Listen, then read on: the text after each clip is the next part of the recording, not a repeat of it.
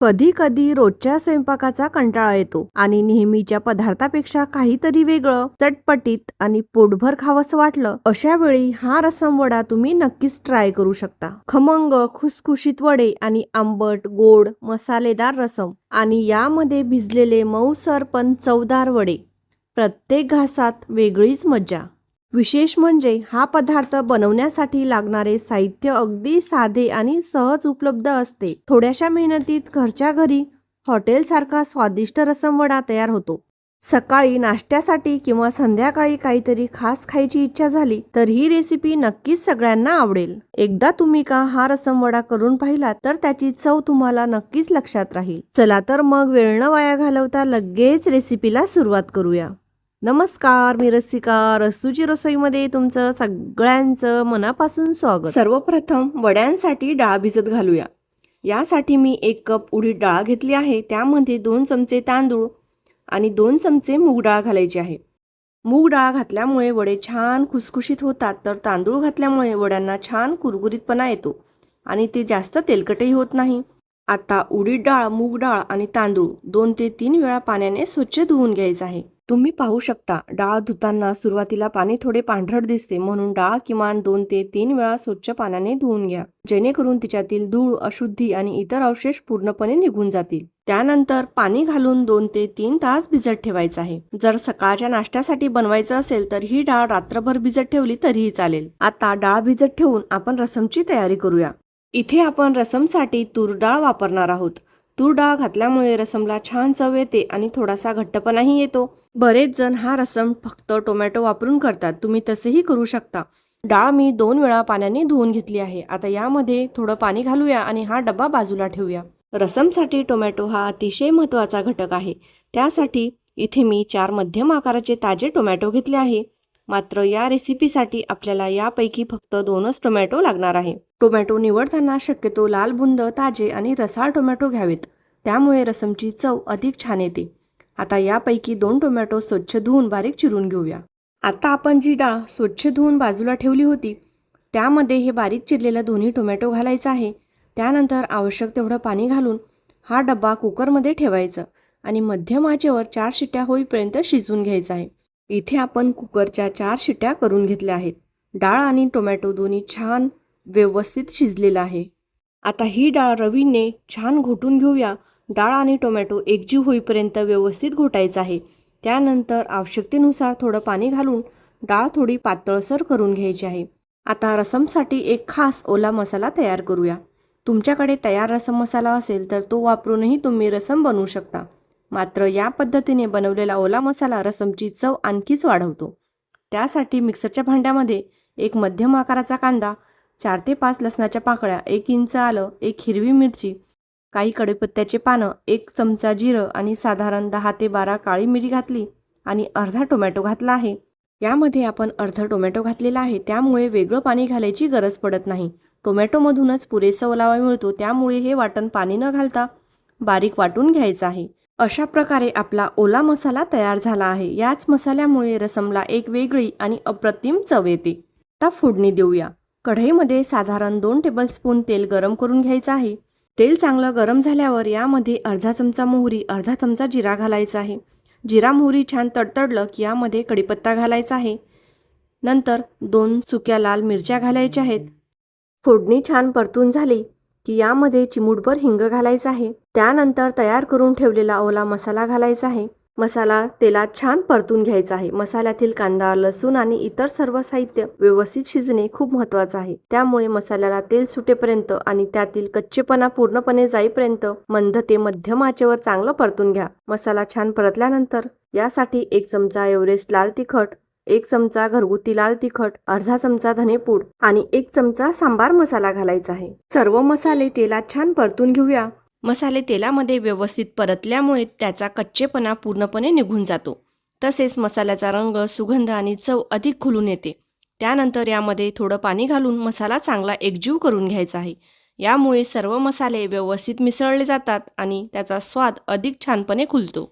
मसाल्याला तेल सुटू लागलं की यामध्ये शिजवून घेतलेली डाळ घालायची आहे. डाळ आणि मसाला एकजीव होईपर्यंत नीट मिसळून घ्यायचा आहे. मसाले आणि डाळ एकजीव झाल्यानंतर यामध्ये आवश्यकतेनुसार पाणी घालायचं आहे. रसम हा साधारणपणे थोडासा पातळसर असतो, त्यामुळे यामध्ये भरपूर पाणी घातले जाते. मात्र तुम्हाला रसम थोडा घट्ट आवडत असेल तर पाण्याचे प्रमाण कमी ठेवू शकता. त्यानंतर यामध्ये चवीनुसार मीठ घालायचं आहे. चव संतुलित राहण्यासाठी थोडासा गूळ घालायचा आहे. त्यानंतर यामध्ये चिंचेचं पाणी घालायचं आहे. गूळ आणि चिंचेमुळे रसमला आंबट, गोड असा सुंदर संतुलित स्वाद मिळतो, ज्यामुळे त्याची चव आणखीनच खुलून येते. जर गूळ उपलब्ध नसेल तर त्याऐवजी तुम्ही साखरेचाही वापर करू शकता. मोठ्या आचेवर रसमला छान खळखळून उकळी आणायची आहे. उकळी आल्यानंतर गॅस बंद करायचा आहे. त्यानंतर याच्यामध्ये भरपूर अशी हिरवीगार बारीक चिरलेली कोथिंबीर घालायची आहे आणि रसम तयार आहे. इथे मी गॅस बंद केला आहे आणि रसम खाली उतरून घेत आहे. हा रसम तुम्ही भाताबरोबर, इडलीबरोबर किंवा मेदूवड्याबरोबरही खाऊ शकता. दक्षिण भारतात रसम भातासोबतच खाण्याची प्रथा आहे आणि त्याची चवही अप्रतिम लागते. तुम्ही ही रेसिपी यापूर्वी कधी चाखली नसेल तर नक्कीच करून पहा. एकदा हा पदार्थ बनवून खाल्ल्यानंतर त्याची चव तुम्हाला नक्कीच आवडेल. रेसिपी करून पाहिल्यानंतर तुम्हाला ती कशी वाटली ते कमेंटमध्ये नक्की कळवा. हा स्वादिष्ट आणि वेगळा पदार्थ तुम्ही किमान एकदा तरी नक्कीच ट्राय केला पाहिजे.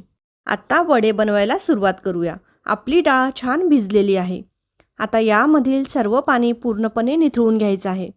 डाळीमध्ये जास्त पाणी राहिले तर पीठ पातळ होण्याची शक्यता असते. पीठ जास्त पातळ झाले तर वडे नीट तयार होत नाहीत आणि तळताना अधिक तेल शोषून घेतात. त्यामुळे वड्याचे पीठ योग्य प्रमाणात घट्ट असणे खूप महत्त्वाचे आहे. इथे मी मिक्सरचं भांडं घेतलं आहे. यामध्ये थोडी थोडी डाळ घालायची आहे. अगदी कमीत कमी पाणी वापरून डाळ बारीक वाटून घ्यायची आहे. तर पहा, मी पीठ वाटताना अगदी कमीत कमी पाणी वापरले आहे आणि डाळ छान बारीक वाटून घेतली आहे. पिठाचा पोत गुळगुळीत आणि घट्टसर असणे खूप महत्त्वाचं आहे. आता याच पद्धतीने उरलेली सर्व डाळही वाटून घ्यायची. प्रत्येक वेळी डाळ वाटताना पाण्याचे प्रमाण शक्य तितके कमी ठेवायचे, जेणेकरून पीठ योग्य घट्ट राहील आणि वडे खुसखुशीत तसेच कमी तेलकट बनतील. संपूर्ण डाळ वाटून झाल्यानंतर सर्वात महत्त्वाचं म्हणजे पीठ हलके करणे. जर तुम्हाला खाण्याचा सोडा किंवा इनो वापरायचा नसेल तर हे पीठ किमान 5 ते 7 मिनिटे एकाच दिशेने सतत फेटायचे आहे. पिठाचा रंग किंचित पांढरट होईपर्यंत. अशा प्रकारे फेटल्याने पिठामध्ये हवा मिसळते, ज्यामुळे वडे नैसर्गिकरित्या फुलतात आणि खुसखुशीत होतात. पीठ योग्य प्रकारे फेटले गेले आहे की नाही हे तपासण्यासाठी एक वाटीत पाणी घ्या आणि त्यामध्ये थोडेसे पीठ टाका. जर पीठ पाण्यावर तरंगले तर समजायचं की पीठ व्यवस्थित फेटले गेले आहे. आता या पिठामध्ये अर्धा छोटा चमचा ओवा, अर्धा छोटा चमचा जिरा, चवीनुसार मीठ, एक बारीक चिरलेली हिरवी मिरची आणि थोडीशी बारीक चिरलेली कोथिंबीर घालायची आहे. त्यानंतर सर्व साहित्य छान एकजीव करून घ्यायचं आहे.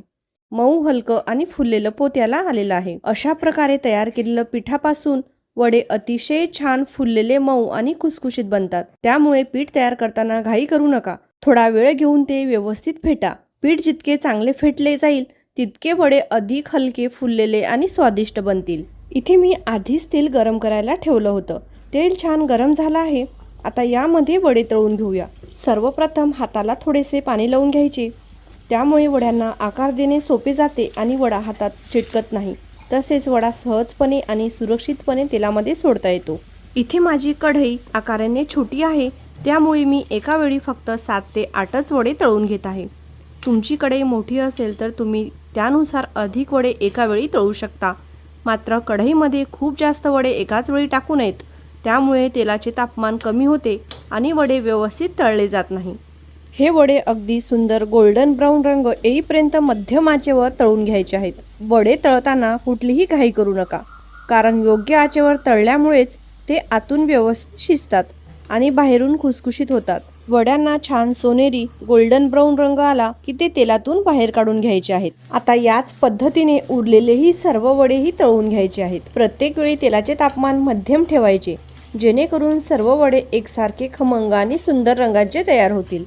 तर पहा, आपले मस्त खुसखुशीत आणि अजिबात तेलकट न झालेले वडे तयार झाले आहेत. मी सांगितलेल्या छोट्या छोट्या टिप्स वापरून तुम्ही हे वडे नक्की बनवा. फक्त उडीद डाळ वापरण्याऐवजी यामध्ये थोडी मूग डाळ आणि तांदूळ घातल्यामुळे वडे अधिक खुसखुशीत होतात. वडे दाबून पाहिल्यानंतरही तुम्हाला दिसेल की वडे बाहेरून खुसखुशीत आणि आतून छान जाळीदार तयार झाले आहेत. रसमही तयार आहे आणि वडेही तयार झाले आहेत. कधी कधी रोजच्या स्वयंपाकाचा कंटाळा येतो आणि नेहमीच्या पदार्थापेक्षा काहीतरी वेगळं, चटपटीत आणि पोटभर खावंसं वाटतं. अशा वेळी तुम्ही हा पदार्थ नक्कीच ट्राय करू शकता. खमंग, खुसखुशीत वडे आणि आंबट गोड मसालेदार रसम म्हणजे रसम वडा. या पदार्थाची खासियत म्हणजे फक्त चविष्टच नाही तर अतिशय पोटभरीचाही आहे. रसम मधील मसाल्याचा सुगंध, चिंच गुळामुळे आलेला संतुलित स्वाद आणि यामध्ये भिजलेले मऊसर पण चवदार वडे, प्रत्येक घासात वेगळीच मजा. रेसिपी तुम्हाला थोडी जरी आवडली असेल तर प्लीज एक लाईक करा. तुमच्या मित्रमैत्रिणी नातेवाईकांसोबत हा व्हिडिओ शेअर करा. पुन्हा भेटूया अशाच एका नवीन आणि स्वादिष्ट रेसिपीसोबत. तोपर्यंत धन्यवाद.